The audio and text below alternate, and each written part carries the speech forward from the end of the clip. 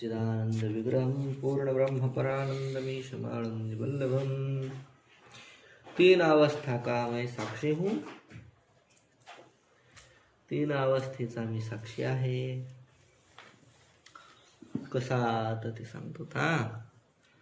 अवस्था तीन को साक्षी आत्मा अन्वय या को व्यभिचारी अवस्था को व्यतिरेक पाइयो। त्रिपुटी चतुर्दश करी व्यवहार जहाँ स्पष्ट सो जागृत झूठ ताकू दृश्य ध्यायो। देखे सुने वस्तु के संस्कार से सृष्टि जहाँ अस्पष्ट प्रतीति स्वप्न मृषा लोक गायो। आणि सकल करण लय होय जहाँ सुसुप्ती सो पीतांबर तुर्य ही प्रत्यग प्रत्ययायो। कळालं का? जरा जरा कळालं नाही, थोडंफार कळालं।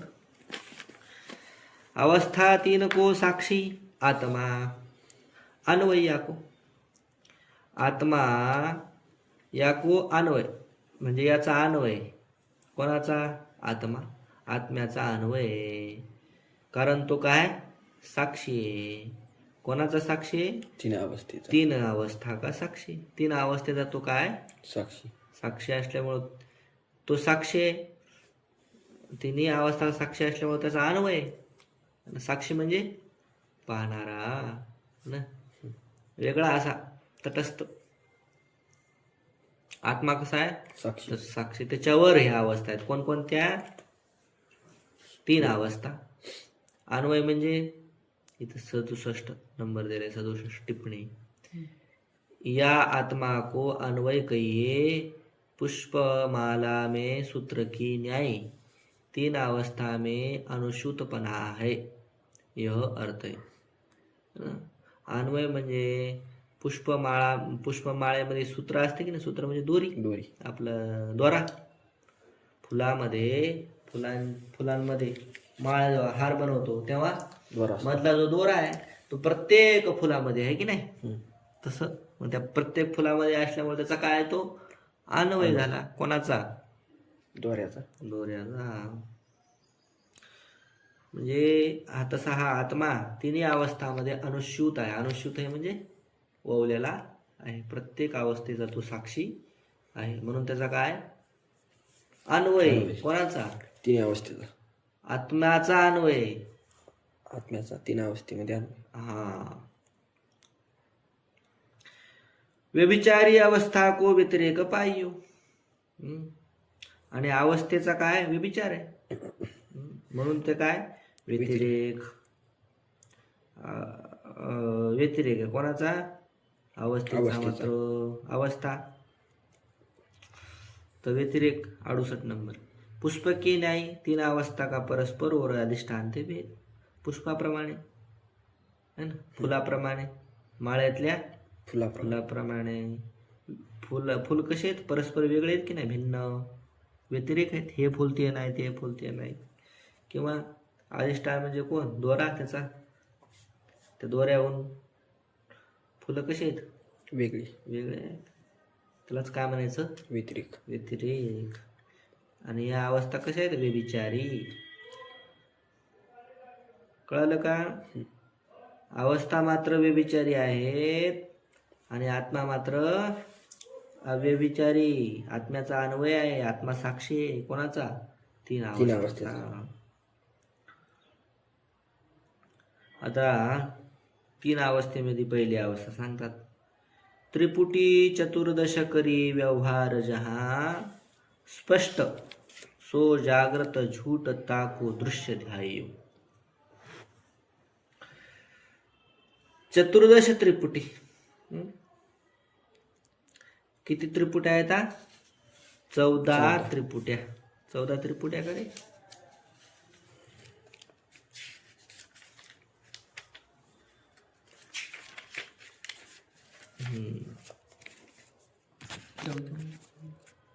त्रिपुट्या ज्याच्यामध्ये आहेत। 14 त्रिपुट्या कोणकोणत्या? 14 इंद्रिय, त्याच्यानंतर त्या 14 इंद्रियाच्या 14 देवता आणि त्या 14 इंद्रियाचे 14 विषय, ठीक आहे नाही. तर ह्या त्रिपुट्या किती येतात? 14. 14 त्रिपुट्या.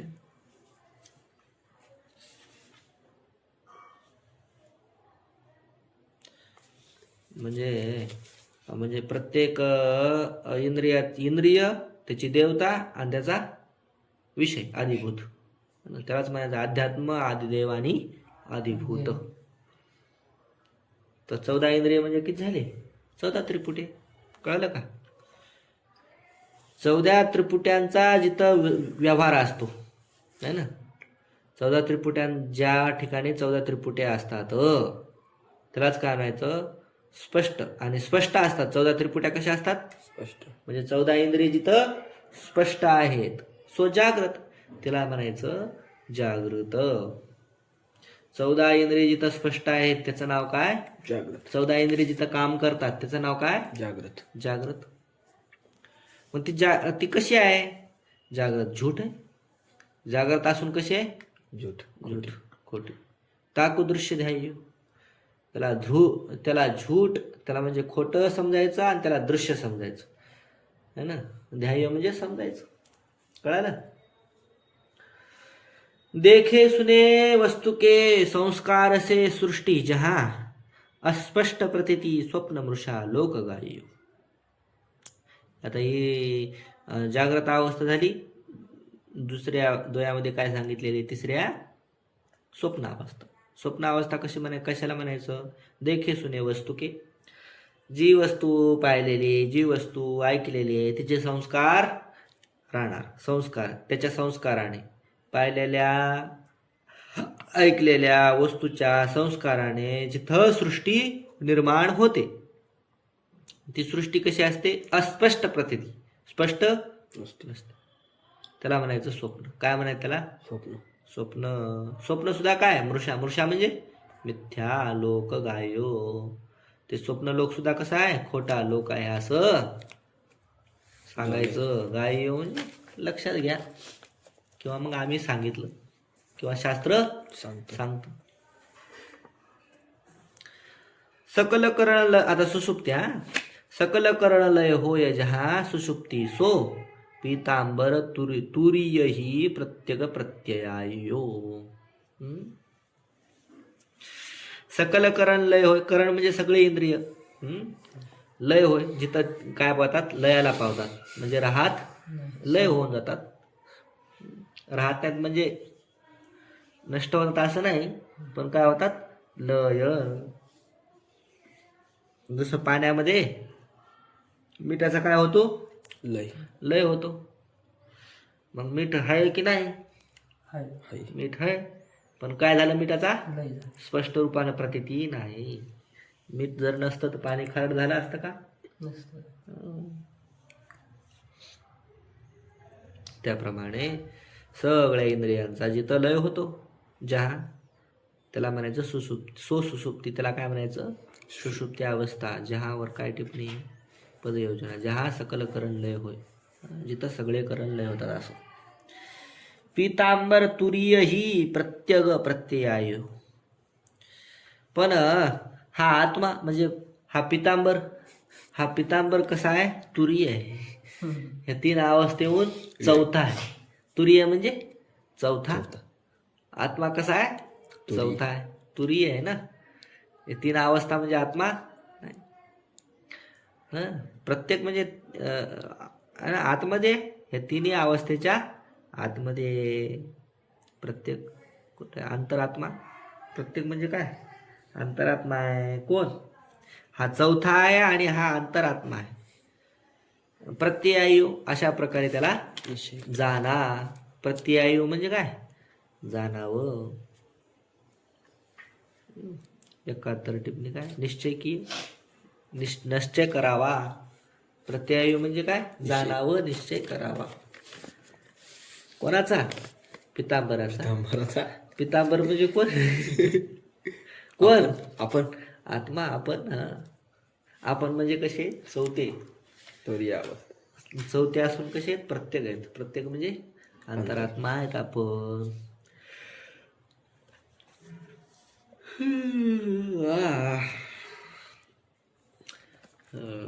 जरा एक थांबेवर पाणी घे मला.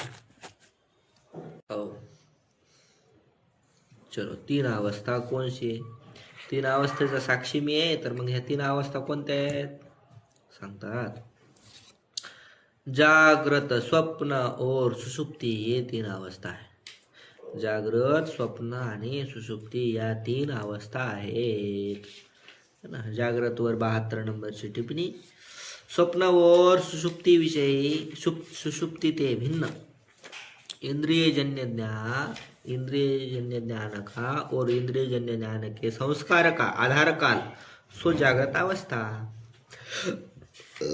स्वप्न आणि सुसुप्तीहून वेगळी, जिथं इंद्रियजन्य ज्ञान असतं आणि इंद्रियजन्य ज्ञानाचे संस्काराचा जो आधार काल आहे, इंद्रियजन्य ज्ञानाचा आणि इंद्रियजन्य ज्ञानाच्या संस्काराचा जो आधार काल आहे है ना, जिथं असतात, जिथं राहतं, त्यालाच काय म्हणायचं?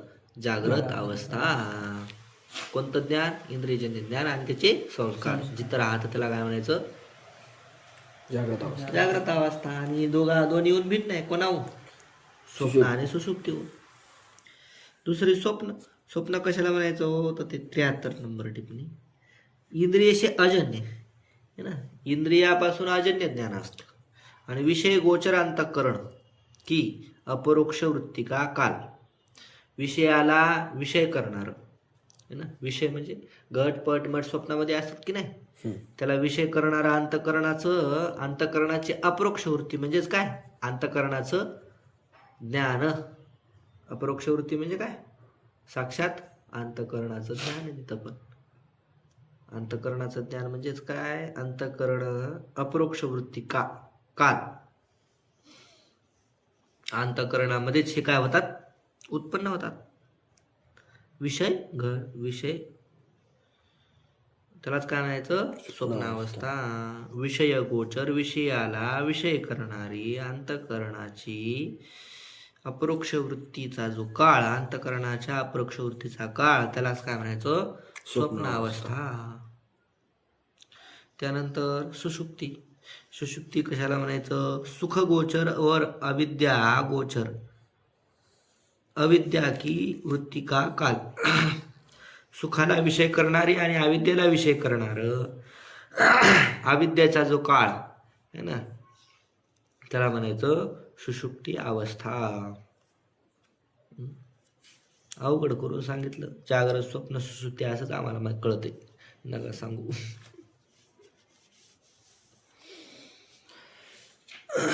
आता 3 अवस्थेचा साक्षी आहे, तर त्याच्या मागे 3 मधली पहिली अवस्था कोणती? जागृत. तिचा पण मी काय? साक्षी. तो जागृत अवस्था का मैं साक्षी हूँ. जागृत अवस्था सो क्या है? जागृत अवस्था कशाला म्हणायचं?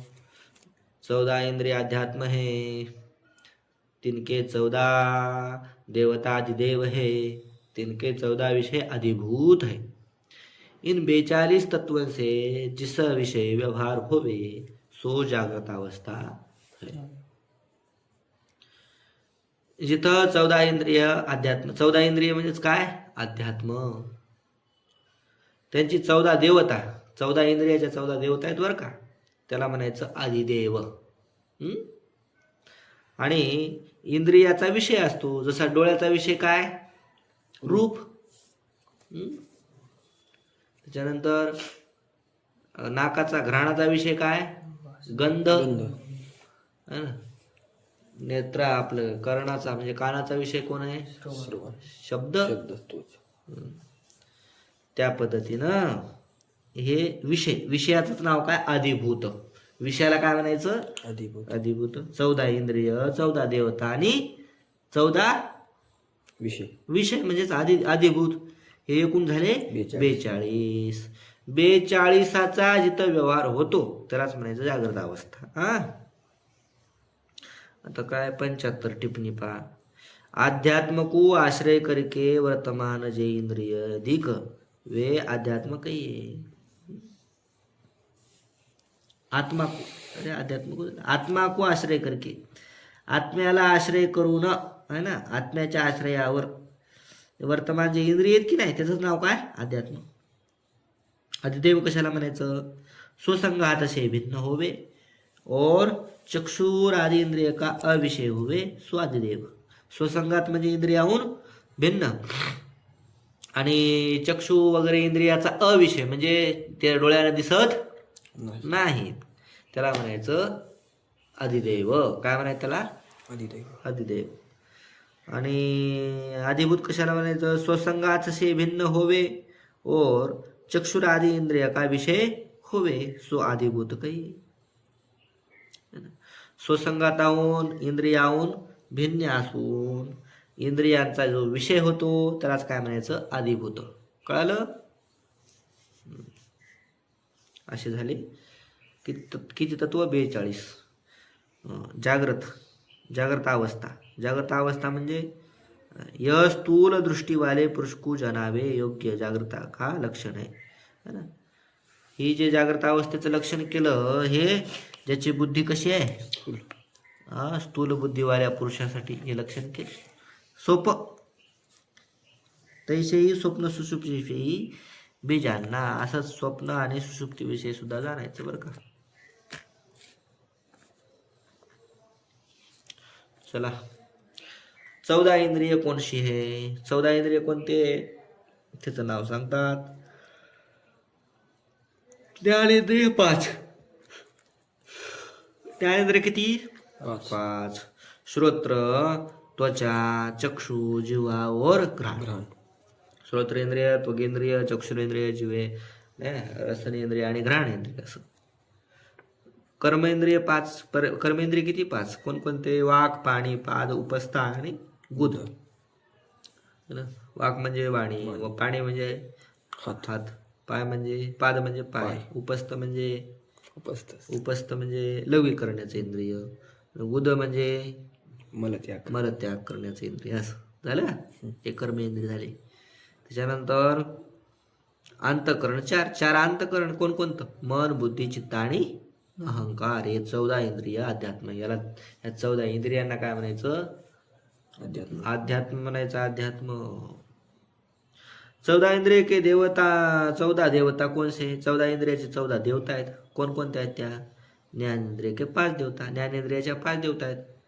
श्रोत्रेंद्रिय का देवता दिशा. श्रोत्रेंद्रिय देवता कोण आहे? दिशा. त्वगेंद्रिय का देवता वायू. त्वगेंद्रियाची देवता असते वायू. चक्षुरेंद्रिय की देवता सूर्य. चक्षुरेंद्रियाची देवता आहे सूर्य. जिव्हा इंद्रियाची देवता आहे वरुण है ना. वरुण देव ही जिव्हा इंद्रियाची देवता आहे. घ्राणेंद्रिय की देवता अश्विनी कुमार. घ्राणेंद्रिय आहे ना त्याची देवता कोण आहे? अश्विनी कुमार आहेत. 2 असतात अश्विनी कुमार. त्याच्यानंतर कर्मेंद्रिय 5 की देवता. कर्मेंद्रिय जे आहेत ना त्याच्या 5 देवता आहेत. वाकेंद्रिय की देवता अग्नी. वाकेंद्रियाची देवता कोण आहे? अग्नी. हस्तेंद्रिय की देवता इंद्र. हस्तेंद्रियाची हाताची इंद्रिय देवता कोण असते? इंद्र. पादेंद्रिय की देवता वामन. जी पायाची देवता वामन भगवान. उपस्थ इंद्रिय की देवता प्रजापती. उपस्थ इंद्रियाची देवता कोण असते? प्रजापती. उदेंद्रिय की देवता यम. उदेंद्रियाची कोणती देवता आहे? यमदेवता आहे. अंतःकरण 4 की देवता. 4 अंतःकरणाच्या देवता आहेत. कोणकोणत्या अंतःकरण? मन इंद्रियाची देवता कोण आहे? चंद्र. बुद्धी इंद्रिय की देवता ब्रह्मा. बुद्धीची देवता असते ब्रह्मदेव. चित्त इंद्रिय की देवता वासुदेव. चित्त म्हणजे मनाची देवता कोण? चित्ताची देवता कोण आहे? वासुदेव म्हणजे भगवान विष्णू. आणि अहंकार इंद्रिय की देवता रुद्र. अहंकाराची देवता कोण आहे? शंकर. हे 14 देवता अधिदेव आहे. हे 14 झाले आदिदेव. आता अधिभूत है ना. अधिभूत म्हणजेच विषय. 14 इंद्रिय के 14 विषय कोणते? 14 इंद्रियाचे 14 विषय कोणते हो? ज्ञानेंद्रिय के 5 विषय. ज्ञानेंद्रियाचे किती आहेत? 5 विषय. शब्द, स्पर्श, रूप, रस, गंध. कर्मेंद्रियाचे 5 विषय. वचन, आदान, गमन, रतिभोग आणि मलत्याग है ना. वचन म्हणजे बोलणं, आदान म्हणजे घेणं, गमन म्हणजे जाणं, रती म्हणजे रतिभोग म्हणजे सुखभोग घेणं आणि त्याच्यानंतर मलत्याग. अंतःकरण 4 के विषय आणि 4 अंतःकरणाचे विषय कोणते? संकल्प विकल्प हे मनाचा विषय, निश्चय बुद्धीचा विषय, चिंतन चित्ताचा विषय, अहंपणा अहंकार हा अहंकाराचा विषय. हे 14 विषय आधिभूत आहे. झाले आधिभूत. आता प्रश्न, अध्यात्म आदिदेव आदिभूत ये तीन मिलके क्या कहिए? अध्यात्म आदिदेव आणि आदिभूत हे तीन मिळून काय होतं? याचं नाव काय म्हणतात त्याला? तर अध्यात्म आदि 3 पुट म्हणजे आकार. पुट म्हणजे काय? आकार. मिलके त्रिपुटी कहिए. त्यालाच काय म्हणायचं? त्रिपुटी. अध्यात्म आदिदेव आणि आदिभूत ह्या तिघांना मिळून काय म्हणायचं? त्रिपुटी. तर हे एकूण किती झाल्या त्रिपुट्या मग? 14 त्रिपुटी. किस रीती से जाननी? 14 त्रिपुट्या कशा पद्धतीने जाणायच्या? त्याचं उत्तर देतात, ज्ञानेंद्रिय की त्रिपुटी. ज्ञानेंद्रियाची त्रिपुटी. एक असणार इंद्रिय, एक असणार देवता आणि एक असणार विशेष. त्यालाच म्हणायचं अध्यात्म आदिदेव आदिभूत. जसं की श्रोत्रेंद्रिय आणि त्याची दिशा काय? देवता आणि शब्द काय? आदिभूत. कळलं? श्रोत्रेंद्रिय झालं अध्यात्म, दिशा झाली आदिदेव, आदिभूत झालं शब्द. कळलं? अध्यात्म झाली त्वचा, वायू झाला आदिदैव, स्पर्श झाला आदिभूत, चक्षु झाला अध्यात्म, सूर्य झाला आदिदैव, रूप झाला आदिभूत, जीवा झाला अध्यात्म, वरुण झालं आदिदैव आणि रस झालं आदिभूत. घ्राण इंद्रिय झालं अध्यात्म, अश्विनी कुमार झाली देवता, गंध झाला विषय म्हणजेच आदिभूत. कळालं? कर्मेंद्रियाचं पण तसंच, एक असणार इंद्रिय, एक असणार देवता आणि एक असणार विषय. इंद्रियालाच काय म्हणायचं? अध्यात्म. देवतेला काय म्हणायचं? आदिभूत आदिदेव. आणि विषयाला काय म्हणायचं? आदिभूत. है ना? जसं वाक्येंद्रिय आदिदेव झाला अग्नी आणि वचन झालं त्याची आदिभूत क्रिया. हस्त इंद्रिय, इंद्र आदिदेव, त्याच्यानंतर लेना देना हे झालं आदिभूत. अध्यात्म झालं पाद, वामनजी झाली देवता, गमन झालं आदिभूत. है ना? उपस्थ झालं अध्यात्म, प्रजापती झाली आदिदेव, रतिभोग झाला आदिभूत, बुध झालं अध्यात्म, यम झालं आदिदेव, आदिभूत झालं मलत्याग. त्याच्यानंतर अंतःकरण 4. मन झालं, मन काय? अध्यात्म. चंद्रमा देवता म्हणजेच आदिदेव. संकल्प विकल्प आदिभूत. बुद्धी अध्यात्म, ब्रह्मा आदिदैव, निश्चय आदिभूत. त्याच्यानंतर अहंकार अध्यात्म, रुद्र आदिदैव आणि अहंपणा आदिभूत. हीच रीतीचे 14 त्रिपुटी जाणणे. अशा प्रकारे 14 त्रिपुटी जाणायची. कळालं का? इन त्रिपुटियों का क्या स्वभाव है? 3 त्रिपुटीचा काय स्वभाव असतो? 3 पदार्थ की जे त्रिपुटी है, 3 में से एक होवे तो 30 का व्यवहार न चले. एक न होवे तर तो 30 का व्यवहार न चले. याचा स्वभाव कसा आहे? ही त्रिपुटी आहे की नाही?